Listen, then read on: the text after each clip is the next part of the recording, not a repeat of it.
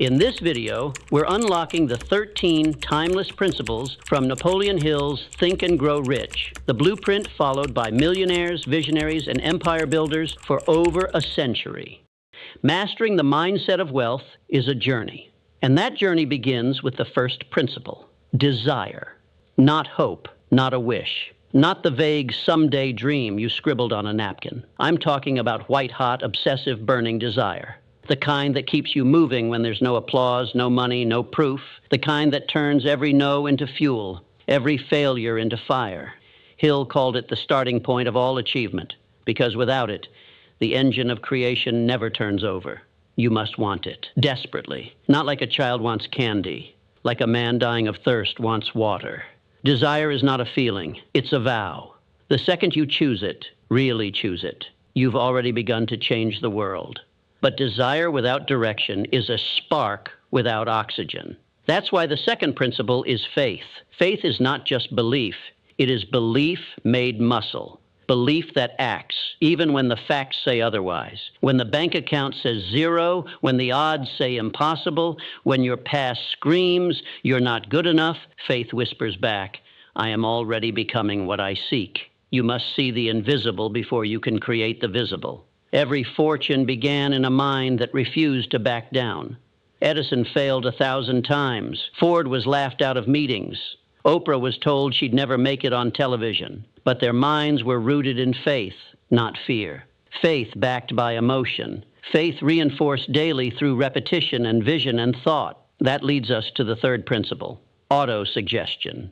The practice of feeding your mind the reality you choose until it becomes the only reality you live. This is not magic. It's mental conditioning. It's the repetition of thought, the reprogramming of the subconscious. Hill knew this before neuroscience could even catch up. The human mind becomes what you tell it to become. Your words are commands. Your thoughts are blueprints. Every time you say, I can't, you cast a vote for defeat. But every time you say, I will, even when your knees shake, even when your voice cracks and you tilt the universe in your favor. So write your affirmations, speak your vision, obsess over it, tattoo it to the walls of your mind. You're not lying to yourself. You're constructing yourself. But what good is desire, faith, and suggestion if you don't know what you're aiming at? The fourth principle is specialized knowledge. Not more facts, not more trivia. Focused knowledge, intentional mastery, knowing exactly what problem you solve, for whom and how, and becoming lethal in your lane. General knowledge is everywhere. It's free, it's powerless, but specialized knowledge turns a mechanic into Henry Ford,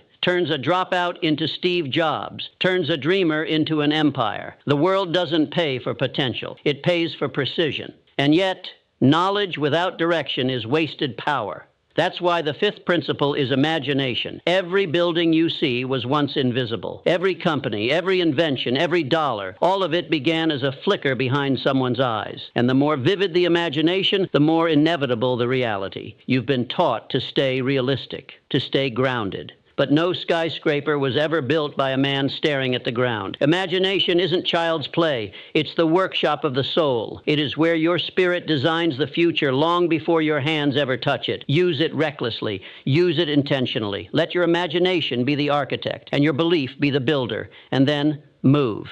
The sixth principle is organized planning. The moment you've imagined it, begin to construct it. Do not wait for the right time. Do not wait for approval. You are not asking the world for permission. You are issuing a declaration. Your plan may be rough. It may fail. That's good, because every failed plan teaches. Every misstep refines.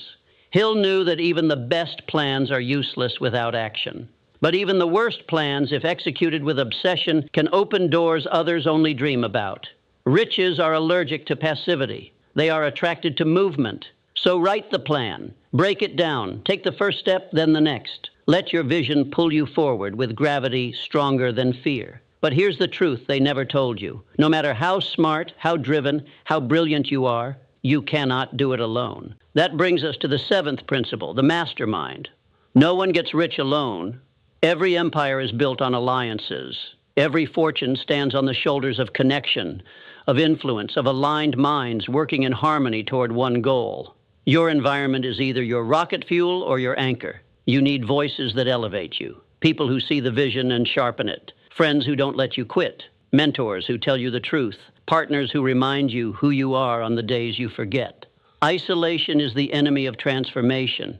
Build your circle with intention. Protect it with your life, because once the right people are in your corner and your plan is moving, the next principle strikes like lightning. Decision. The rich decide. They do not linger. They do not hesitate. They do not dance with indecision. They analyze and act. Hill found that the most successful people made decisions fast and changed them slowly. While the masses delay, the wealthy commit, because they know the cost of indecision is the death of momentum. How many dreams have you buried in the graveyard of maybe? How many fortunes lost to hesitation? Your life will not wait. The door is open now, and the time to choose is now. And once the decision is made, truly made, with no retreat, no exit strategy, you will meet the next gatekeeper to your fortune: persistence. This is the 8th principle, and it is the trait that separates the rich from the rest. Most people stop at failure. The rich begin there. They understand that resistance is not a stop sign. It's a test. It's the universe asking, how bad do you really want it? Will you still push when you're broke? Will you still show up when no one claps, when no one cares, when every voice in your head says quit? Hill said it plainly. Riches do not respond to wishes. They respond only to definite plans, backed by definite desires, through constant persistence. That means when your plan falls apart, you stay. When your product fails, you stay. When the investors say no, the launch goes wrong, the partner walks away, you stay. You adapt, you rebuild, you persist. Because the dream is not negotiable.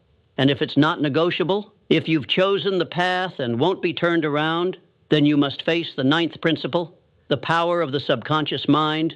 This is your hidden engine, your internal magnet. Whatever you impress upon the subconscious, it seeks, it creates, it attracts. It is always listening, always recording. Every thought, every belief, every whisper of doubt or flash of confidence, it absorbs it like gospel. So feed it wisely. You wouldn't pour poison into your bloodstream, so why pour fear, distraction, and comparison into your mind? The rich know their thoughts are sacred. They guard them, direct them, discipline them. They don't allow the world to think for them. They choose what they believe, what they visualize, what they speak, because they know the subconscious is sculpting their reality beneath the surface. And reality, as you know, is shaped not just by thought, but by feeling. Which is why the 10th principle is the power of emotion, the brain as a broadcasting and receiving station. You are not just flesh and bone, you are a frequency. Your brain is both a transmitter and a receiver. It sends out thought and pulls back experience. Your dominant emotions are signals, and they shape what you attract, what you notice, what opportunities even exist within your awareness. This is why desperation repels and gratitude multiplies. You cannot fake it. You must feel it, genuinely, deeply. Your success depends on it. When you feel wealthy, truly feel it. Long before the numbers show it, you begin to move, speak, and think differently. You shift from scarcity to certainty, from fear to power. And that vibration, that's what draws the right people, ideas, and breakthroughs into your orbit. And when you've mastered thought, emotion, desire, persistence, planning, there is one more force you must conquer, one more principle that sits between you and everything you've ever dreamed of: the mystery of sex transmutation. This is the 11th principle, and it is perhaps the most misunderstood, most powerful, most explosive force of all. Sex energy is the creative engine of the universe. It is not just for pleasure. It is power, raw, untamed, volcanic power. It is drive. It is intensity. And when properly harnessed, it becomes genius. Hill said that all great leaders, all men of power, possessed highly developed sexual energy, but they didn't waste it.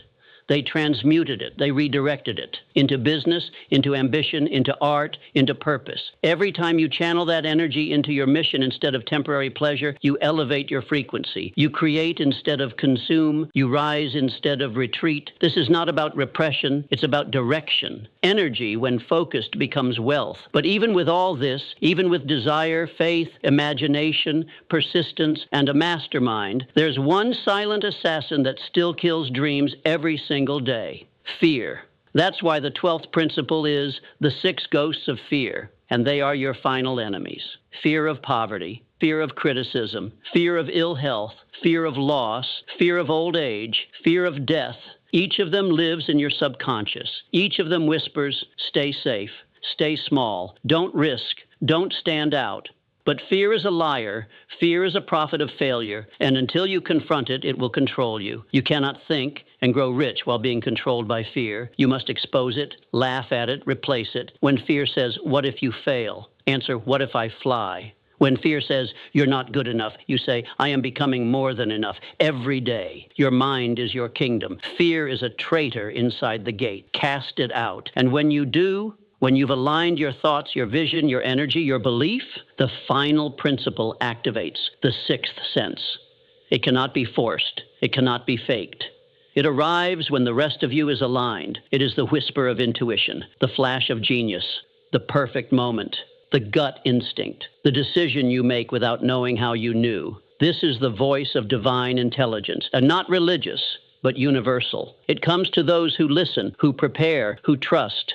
It is the crown on the architecture of thought. Hill described it as the door to the temple of wisdom. It is beyond reason, but not beyond reach. You don't chase it. You become the person who hears it. And when that voice arrives, you will know it. You will feel it. And you will act on it without hesitation, without apology, without fear. Because by then, you will not be the same person who started this journey. Because riches don't change you. They reveal you. They expose the fire that was buried beneath doubt. They uncover the power that was always there, waiting for a reason to rise. But you won't get there by accident. You must decide. Right here, right now. No more waiting, no more wishing, no more blaming. The 13 principles aren't a checklist. They are a way of being. When you become the desire, when you embody the faith, when you live the discipline, the world bends, the opportunities appear, the results chase you. This is what it means to think and grow rich. Not to read the book, to become the book, to turn thought into wealth, belief into action, vision into legacy.